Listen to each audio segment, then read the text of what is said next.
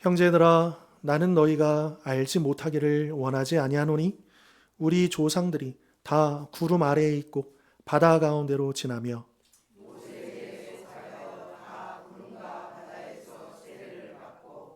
다 같은 신령한 음식을 먹으며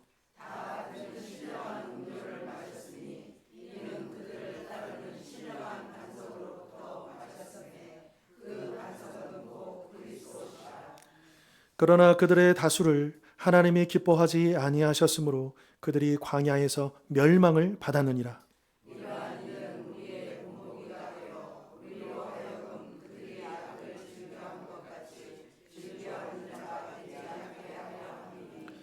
그들 가운데 어떤 사람들과 같이 너희는 우상 숭배하는 자가 되지 말라. 기록된 바 백성이 앉아서 먹고 마시며 일어나서 뛰논다 함과 같으니라.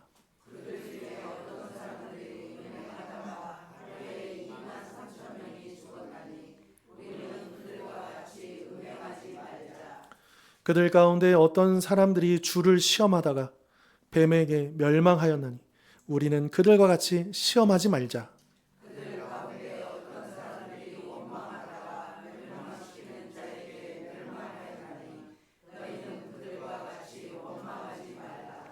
그들에게 일어난 이런 일은 본보기가 되고 또한 말세를 만난 우리를 깨우치기 위하여 기록되었느니라. 같이 읽겠습니다. 사람이 감당할 시험 밖에는 너희가 당한 것이 없나니 오직 하나님은 미쁘사 너희가 감당하지 못할 시험 당함을 허락하지 아니하시고 시험 당할 즈음에 또한 피할 길을 내사 너희로 능히 감당하게 하시느니라. 아멘. 제가 아까도 그런 말씀 드렸는데요. 왜 이렇게 깜빡하는지 모르겠어요. 그냥 돌아서면 할 말이 있었는데 생각이 안 나고, 그리고 또 이게 생각이 안 날 때 있죠. 내 기억을 어디다 둔 거지? 기억이 가물가물하네. 뭐 공감되시죠? 그럴 때가 참 많아요. 그래서 오늘 또 막 정신없이 살다 보면 하루에도 몇 번씩 깜빡깜빡하고 또 그 물건 어디다 놓나 맨날 찾고 막 그럴 때가 참 많다라고 하는 겁니다. 물론 이런 기억력이라는 게 뭐 나이를 먹으면 먹을수록 더 안 좋아진다, 꼭 정비례하는 건 아닙니다. 그런 건 아닙니다.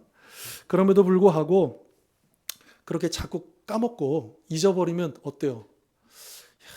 내가 이제 나이 드는구나, 내가 이제 늙는구나, 이런 생각 하시지 않습니까?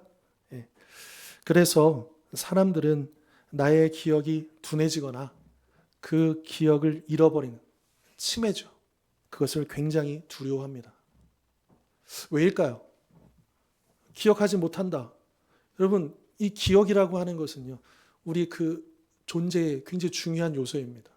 그러니까 그 기억이 없어지면 나의 소중한, 나의 그 삶 자체가 사라지는 거잖아요.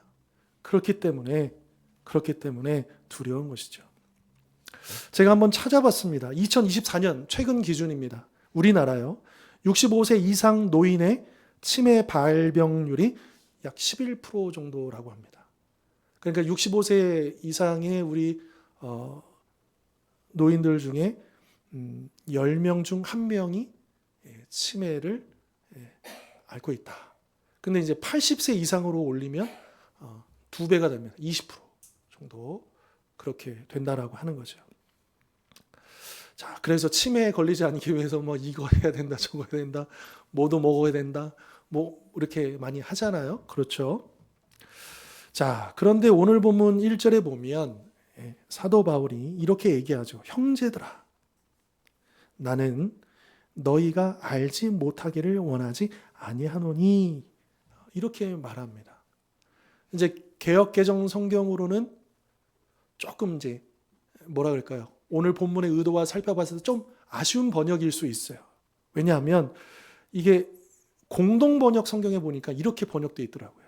형제 여러분, 여러분은 다음과 같은 사실을, 그러니까 이제 오늘 본문에 쭉 기록하고 있는 이 사실을 꼭 기억해 두셔야 하겠습니다. 이렇게 번역을, 이 본문의 의도를 더 잘 살려서 의역이지만 그렇게 하고 있다라고 하는 거예요.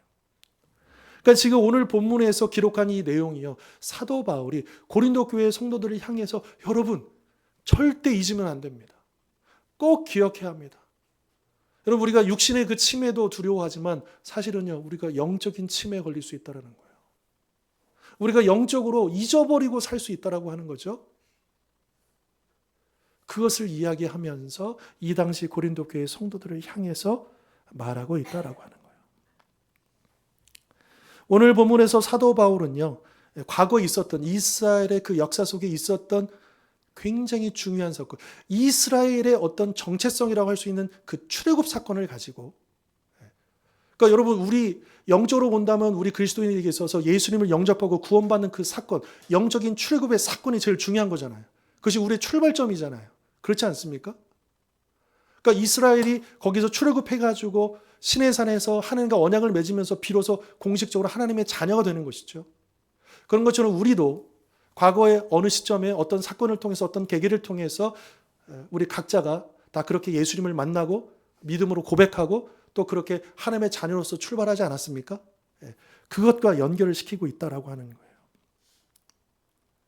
그러면서 사도 바울은 그 구약에 있었던 과거의 그 출애굽의 구원의 사건이 이 당시 고린도 교회의 그 현재 이 일들하고 연결이 된다, 무관하지 않다라고 하는 것을 강조하면서 그 구원의 은혜가 잊혀지지 않도록, 그것을 잃어버리지 않고 왜 하나님께서 나를 구원하여 주셨는가, 우리를 왜 불러주셨는가, 그것을 기억하면서 그 뜻에 따라서 하나님의 나의 부르심의 목적에 따라서 살아야 함을 강조하고 있다라고 하는 거예요.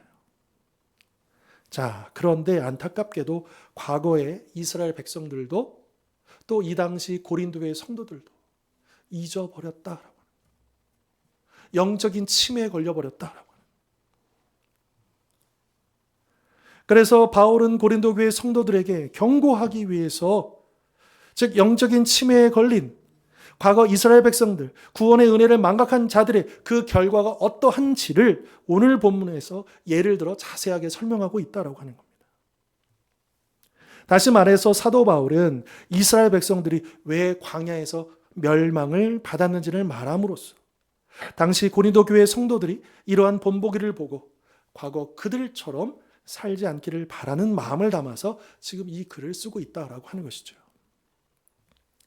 출애굽 당시의 이스라엘 백성들은 정말 엄청난 하나님의 능력을 직접 체험했습니다. 그리고 어느 누구도 누리지 못한 신령한 그 은혜를 누린 자들이었습니다. 여러분 1절, 2절 보십시오. 그들이 구름 아래에 있었다라고 하는 것은 여러분 홍해 건널 때를 생각해 보세요. 홍해를 건널 때요, 이제 그 홍해 가는 그 길에 구름 기둥이 인도를 하다가 이제 이집트 군대가, 애국 군대가 쫓아오니까 그 구름 기둥이 뒤로 가가지고 그 군대를 막아서고 그 와중에 이스라엘 백성들이 홍해를 건너게 되는 거죠. 그래서 바로 그 구름 기둥, 구름 아래라는 것은 그 말입니다. 그런 구름 기둥의 인도와 보호하심 가운데서 홍해를 마른 땅 같이 걷게 되는 기적을 체험했다라고 하는 거죠. 여러분, 우리가 예수 믿은 건 기적이에요.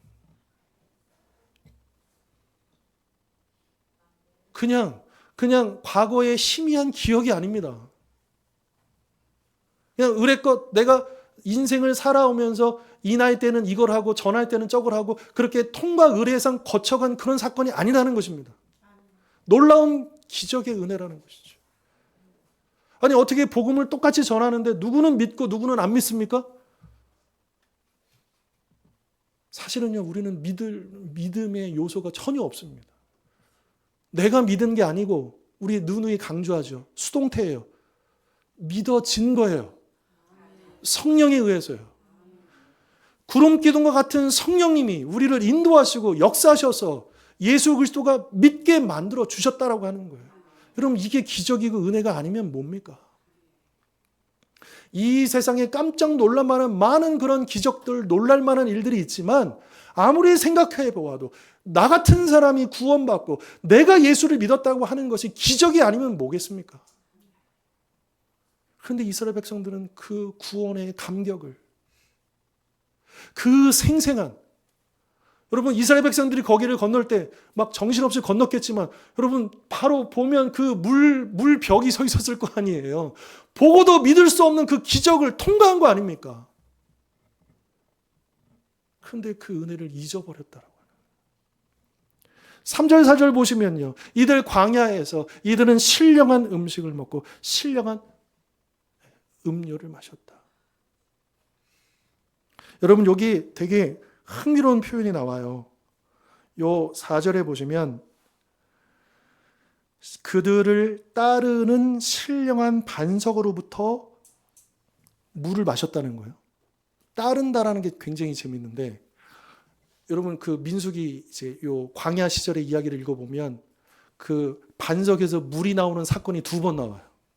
초기에 한 번 나오고 이제 거의 막판에 한 번 나옵니다. 그러면 우리가 생각할 때는 반석에서 물이 나온 사건은 딱 2번 있었구나 이렇게 생각하기 쉽죠. 근데 과연 그럴까요?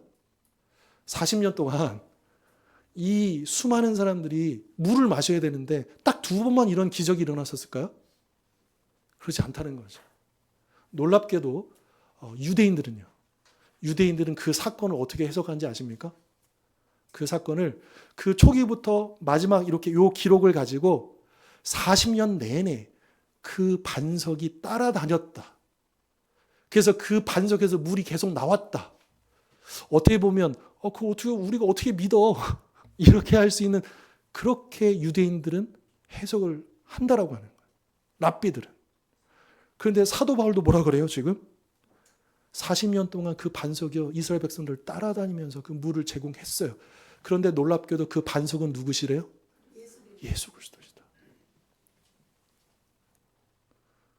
이제 사도 바울의 관점은 이제 유대인의 관점에 머무는 것이 아니라 예수 그리스도의 그 눈으로 그 구약의 사건을 새롭게 구속사적으로 조명하는 것이죠. 자, 여러분 광야에서 놀랍게 하나님께서 먹이시고 입히셨습니다. 비단 이스라엘 백성들만 그랬습니까? 여러분 지금까지 광야 같은 인생을 우리가 살아오면서 하나님이 우리에게 어떻게 공급해 주셨습니까? 여기서 신령하다라고 하는 것은 단지 영적이다는 의미가 있는 게 아닙니다. 육적인 것도 포함하는 거예요.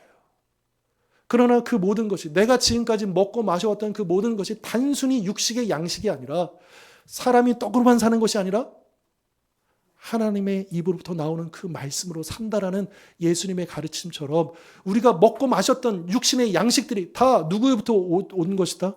하나님으로부터 왔다라는 그 믿음의 고백이어야 된다는 거예요. 하나님이 돌보시고 하나님이 책임져 주시고 이끌어 주신 우리의 인생을 살아온 것이죠. 아니 목사님 제가 열심히 일한 건데요. 제가 열심히 땀을 흘린 건데요. 제가 열심히 수고한 건데요. 여러분 그렇게 수고할 수 있는 건강을 누가 주셨고 일할 수 있는 기회를 누가 주셨습니까? 그 환경들을 누가 허락해 주셨습니까? 우리가 과연 하나님 앞에서 제가 이만큼 제 노력으로 이렇게 했습니다라고 말할 수 있겠습니까? 우리 아까 그 찬양에도 내가 지금까지 지나온 모든 길이 다 주님의 은혜다라고 우리는 고백할 수밖에 없잖아요. 이런 놀라운 구원의 기적을 경험하고 이런 놀라운 신령한 음식을 먹고 신령한 음료를 마시면서 하나님의 공급하심 속에서 그렇게 40년을 훈련받고 그렇게 살아남은 이스라엘 백성들이요. 여러분 7절 보십시오. 그들은 우상 숭배에 빠집니다. 8절 보십시오. 그들은 음행에 빠집니다. 9절 보십시오. 그들은 누구를 시험해요? 하나님을 시험합니다. 10절 보십시오. 그들은 하나님을 향해 뭘 늘어놓습니까? 그럼 도대체 어떻게 이럴 수 있습니까? 하나님이 그들을 어떻게 구원해 주셨고 하나님이 그들을 어떻게 인도하셨고 책임져 주셨고 공급해 주셨고 이끄셨는데 살려주셨는데 어떻게 그 하나님을 배신하고 어떻게 하나님 앞에서 죄악을 저지르며 어떻게 하나님을 시험하고 어떻게 하나님께 불평하고 원망을 늘어놓을 수 있다는 말이죠. 그 이유가 뭐냐? 사도 바울이 보았을 때 잊어버렸다라는 거예요. 내가 어떻게 구원받았는가? 내가 어떻게 하나님의 인도하심을 받았는가? 잃어버리는 그 순간 우리는 여지없이 죄악에 넘어질 수밖에 없다라고 하는 것이죠. 5절 보십시오. 하나님의 은혜를 잊어버린 영적인 치매에 걸린 백성들의 결과가 무엇입니까? 그들이 광야에서 뭘 받았습니까?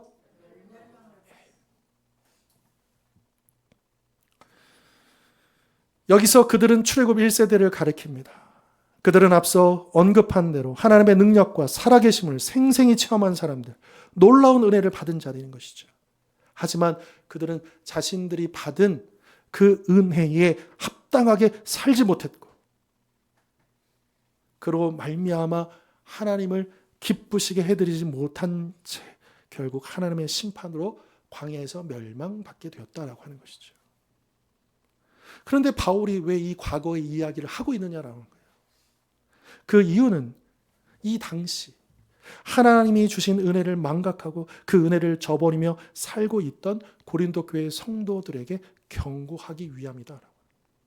그리고 오늘 지금 여전히 고린도 교회 성도들과 마찬가지로 내가 언제 구원받았는가 라고 하는 그 기억조차도 희미해진 채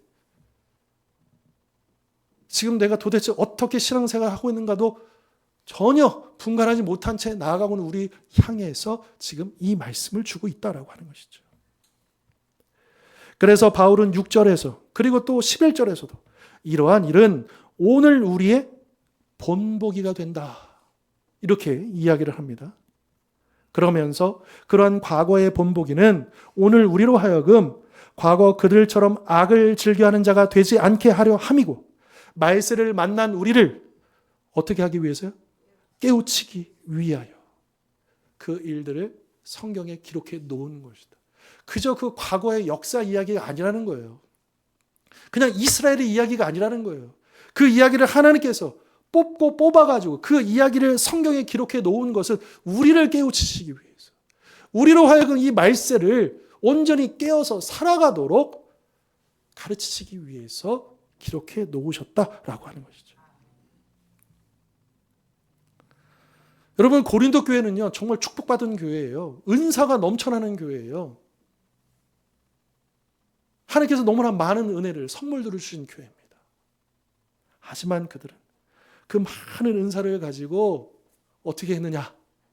서로 파벌을 나누어서 서로 분쟁하고 우상숭배와 음행과 타락과 수많은 그 범죄에 빠지고 말았다라고 하는 것입니다. 이러한 고린도 교회의 성도들의 모습이 아까 이야기했던 7절로 10절에 묘사하고 있었던 그 배응망덕한 이스라엘 백성들과 무슨 차이가 있습니까? 오늘 우리의 모습은 어떻습니까? 이 당시 고린도 교회 성도들과 우리와 차이가 있습니까?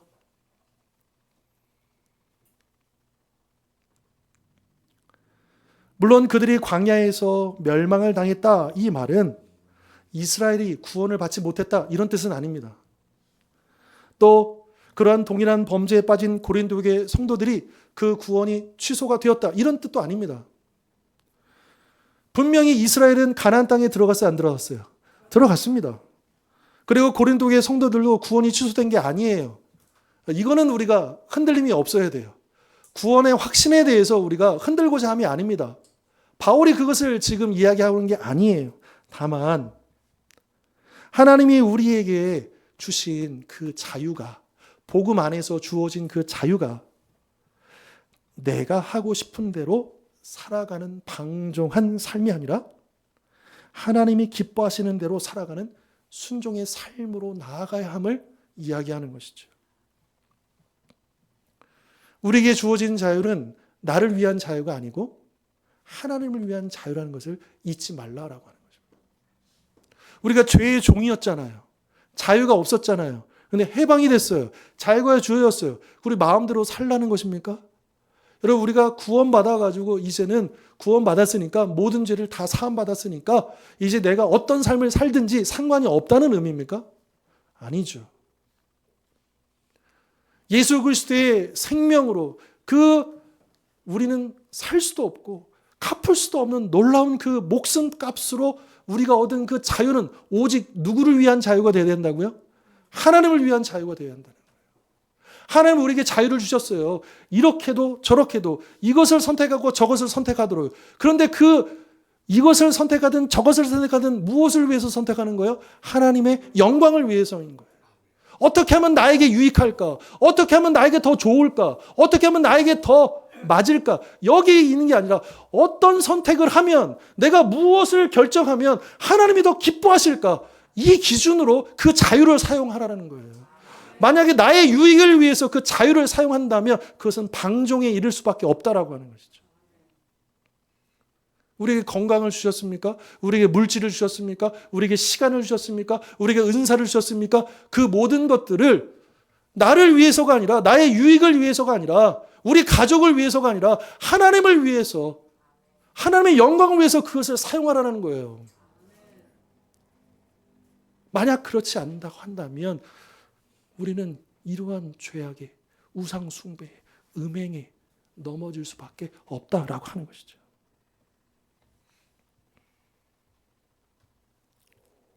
만약 우리가 그러한 은혜를 잊어버리고 그 은혜에 합당하게 살지 못한다면 하나님의 징계는 피할 수 없을 것입니다.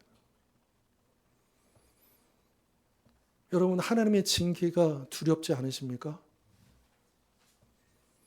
오늘날 이 시대에 정말로 두려운 것은 더 이상 하나님을 두려워하지 않는다는 것입니다.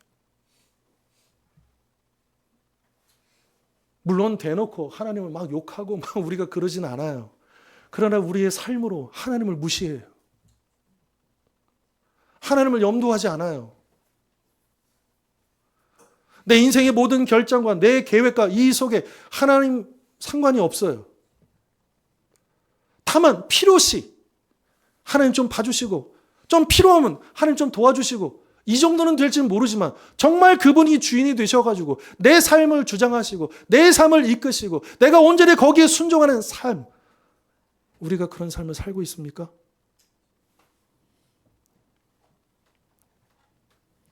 물론 우리가 하나님의 징계가 무서워가지고 벌받지 않으려고 그렇게 신앙생활을 해서는 안 될 것입니다. 그거는 하나님께서 원하시는 바가 아니죠. 그건 진정한 신앙생활이 아니죠. 진정한 하나님과의 사랑이 아니죠. 따라서 우리는 하나님께 받은 그 은혜에 정말 진정으로 감사하는 그 마음으로 주신 그 자유를 가지고 방종이 아니라 오직 하나님의 영광을 위해 살아가야 한다라고 하는 것입니다. 자, 그렇다면 어떻게 우리가 그렇게 살 수 있을까요? 어떻게 우리가 은혜를 잊어버리지 않고 또 우리가 그 은혜에 합당하게 우리가 살아갈 수 있을까요? 자, 12절의 말씀 읽겠습니다. 그런즉 시작. 아멘. 여기서 선줄로 생각하는 자는 어떤 사람이냐? 내가 믿음으로 구원받았다라고 생각하는 사람. 여러분, 믿음으로 구원받으셨습니까? 네, 우리가 그런 사람이에요. 하나님의 은혜를 아주 많이 입은 사람들입니다. 여러분, 하나님의 은혜 많이 받으셨어요? 네, 우리가 그런 사람입니다.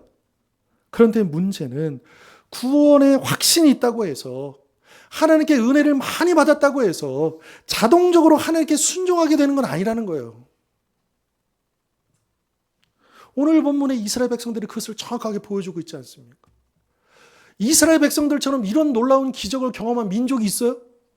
없습니다. 유일무이할 거예요. 이런 놀라운 40년 동안에 신발이 헤어지지 아니하고 옷이 낡지 아니하고, 여러분, 이스라엘 백성들이 굶어 죽은 사람이 없어요. 불순종해서 죽은 사람은 있어도 굶어 죽은 사람이 없다고요. 이런 놀라운 기적과 같은 은혜를 경험한 민족이 어디 있습니까?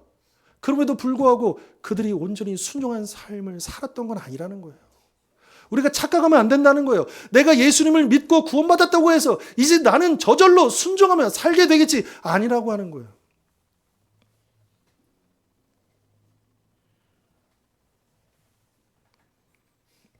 나의 믿음이 서 있다라고 생각하는 그 순간, 나의 구원은 이제 별 문제가 없다라고 하는 그 순간 우리는 금세 교만해지고 금세 안일해지고 순간 넘어질 수밖에 없음을 겸손히 인정해야 한다라고 하는 것이죠. 고린도전서 9장 27절 바울이 이렇게 고백합니다. 잘 아시는 말씀이에요. 자, 9장 27절 한번 읽겠습니다. 시작.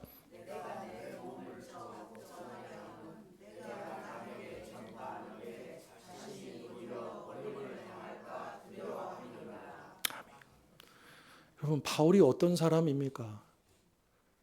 그런데 바울도 순종한 삶을 살기 위해서 어떻게 자기 몸을 어떻게 했대요? 쳐서 복종했다라는 거예요. 사도 바울은 분명히 자기가 싸워야 할 대상이 무엇인지를 알아요. 자기가 싸워야 할 대상은요, 혈과 육이 아니에요. 가족이 아니에요. 다른 사람이 아니에요. 이 환경이 아니에요. 자기 몸이에요. 이미 거듭났지만 새로운 사람이 되었지만 그것을 거부하고 여전히 육체의 소망을 따라서 이 세상을 흠모하며 여전히 거기에 구미가 당기는 내 안에 남아있는 그 옛사람과의 싸움이라고요. 영적인 그 싸움을 사도 바울은 정확하게 알았고, 그래서 그 어떤 사도보다도 수고를 많이 하고 헌신을 많이 하고 죽을 위기를 겪고 그렇게 살았던 바울이지만 그는 날마다 죽노라 고백하고 그는 날마다 자기 몸을 쳐서 복종하기 위해서 치열하게 싸웠다는 것이죠. 하물며 우리는 어떻게 해야 합니까? 여러분, 바울보다 내 믿음이 더 크다고 자신 있게 말할 수 있는 분 계세요? 그런 믿음을 가지고 있는 바울도 날마다 자기 몸을 쳐가지고 그렇게 주님 앞에 순종의 삶을 살기를 힘쓴 우리는 어떻게 해야 합니까? 조금만 힘들면, 조금만 아프면, 조금만 어려우면, 물론 우리 다 이해해요. 저도 그렇고요. 그럼 우리의 연약함을 다 알아요. 그러나 우리의 신앙생활이 그냥 그거로 전부냐고요. 그대로 머물면 되겠냐고요. 바울은 두려워합니다. 무엇을 두려워해요? 만약 내가 복종하지 못하면 버림을 당할까 두려워합니다. 바울은요, 내가 뭐 먹고 살지? 내가 앞으로 어떻게 될지 그런 두려운 걱정이 아니에요. 저는 바울이 결혼을 했더라도 가족이 있더라도 이 고백은 변함이 없을 거라고 저는 믿습니다. 이건 비단 바울만의 고백이 아닐 겁니다. 다른 사도들도, 초대교회 성도들도, 우리 믿음의 선배들도 다 그런 고백이었을 거예요. 내가 계획하던 일들이 이제 차근차근히 이거를 이루고 이렇게 해서 이렇게 해야지. 그게 어그러지지 않을까를 혹시 두려워하고 계십니까? 우리 자녀들이, 우리 손주들이 이렇게 하고 혹시 그거를 두려워하고 계십니까? 물론 우리가 기도해야죠. 그거 신경 안 쓸 수는 없죠. 그러나 진정한 우리 안의 두려움은요, 내가 평생 신앙생활 했는데 예수님 닮지 못하면 어떡할까? 내가 평생 지금까지 열심히 달려왔는데 이 마지막 남은 이 시간 주님 앞에 설 때까지 내 믿음 지키지 못하면 어떡할까? 내가 하나님께 받은 그 은혜가 이렇게 많은데 그 은혜 내가 합당하게 살지 못하고 내 몸을 쳐서 복종하지 못하면 어떻게 할까? 여러분, 이런 두려움을 가져야 되지 않겠습니까?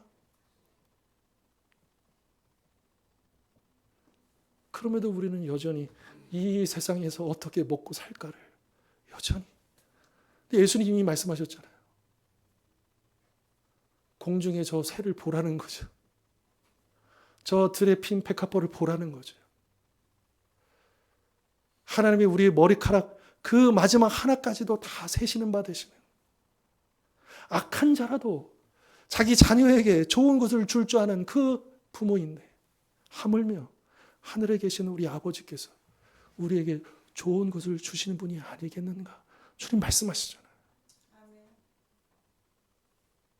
그래서 이방인들도 구하는, 이방인들도 걱정하는 그런 거 내려놓고 먼저 그의 나라와 그 의를 구하라. 혹여라도. 여러분, 이 마지막 때의 노아의 그 시대 사람들을 비유해서 말씀하시는 장면이 있어요. 예수님이 누가복음에 보면. 그런데 여러분, 그들이 장가가고 시집가고 일하는 게 잘못된 겁니까? 아닙니다. 그 일이 잘못된 게 아니라요. 그것 때문에 잊어버릴까? 그 마지막 때가 있다라고 하는 사실을 잊어버리고 그거 신경 쓰느냐고 진짜 중요한 걸 놓칠까? 그게 정말 중요하다는 거예요. 그게 문제라는 거예요. 우리에게 주어진 가정에서 일터에서 이 세상에서 우리에게 주어진 그것은 다 사명입니다. 그런데 정작 그 사명 때문에 우리의 신앙을 잃어버리는 경우가 있어요. 하나님과 관계를 놓쳐버리는 경우가 있어요. 오늘이라도 주님께서 나의 영혼을 부르신다는 사실을 잊어버리고 영원히 앞으로도 10년, 20년 여러분 우리가 미래를 바라보면서 내 인생의 계획들을 바라보면서 생각하는 것들이 있잖아요. 그게 보장되어 있습니까? 내일 일은 하루하루 믿음으로 사는 거죠. 뭐 미래의 계획도 필요 없고 뭐 예금 적금 드는 것도 필요 없고 뭐 이거 다 필요 없다 이런 의미 아닙니다. 하지만 우리의 믿음의 고백은요. 그렇게 해야 된다는. 정말 무엇이 중요한지를 분별하고 내가 결코 잊어버리지. 우리는 육신의 치매는 걱정하면서 영적인 치매는 별 걱정을 하지 않고 있는 문제가 우리에는 있지 않는가라고 하는 것이죠. 따라서 우리는 내가 선줄로 생각할 게 아니라 하나님이 나를 사랑하신 그 구원의 은혜를 잊지 않도록 넘어지지 않도록 힘써야 하는 것이죠. 왜냐하면 제대로 선 사람은 구원의 은혜를 기억하고 자기 몸을 쳐서 복종하며 죄와 치열하게 싸우기 때문입니다. 그러므로 오늘 주신 이 말씀들처럼 과거 이스라엘 백성들과 고린도 교회 성도들의 본보기를 통해 내가 받은 구원의 은혜와 십자가의 사랑이 얼마나 크고 귀한 것인가를 꼭 기억하실 수 있기를 바랍니다. 또한 믿음이 넘어지지 않고 굳게 서도록 주님께 받은 그 은혜에 합당하게 살기 위해 나의 몸을 쳐서 복종하며 받은 그 사랑에 감사하여 가정과 교회와 이 세상을 섬기기를 날마다 더욱 힘쓰는 우리 모든 성도님들 되실 수 있기를 주님의 이름으로 축원합니다. 기도하겠습니다.